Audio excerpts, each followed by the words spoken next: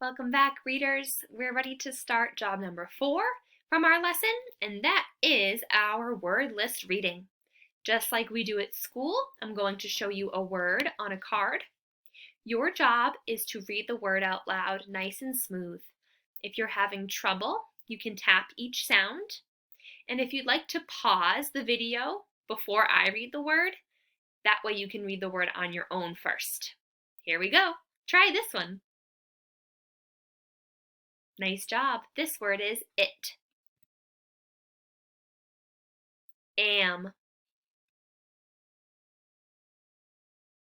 Tom. I'm noticing the letter T in this word is capital or uppercase. That's because it's somebody's name.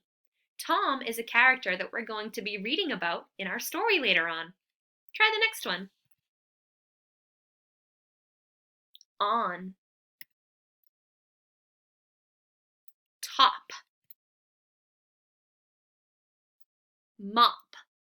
Did you notice that the only thing that changes from top to mop is the beginning sound? Let's try the next one. Not. If you know how to read this word, I bet you know this one. Pot. Can. Yes. Socks. Nice job. That was a really tricky word.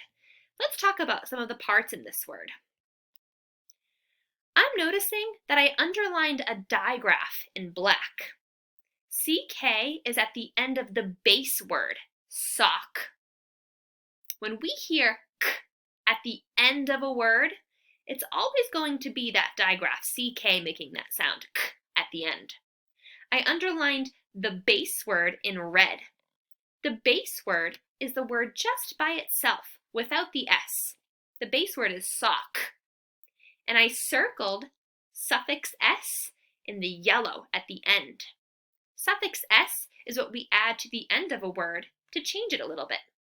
Sock becomes socks. Nice job, readers.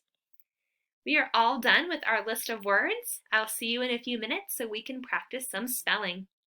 Bye.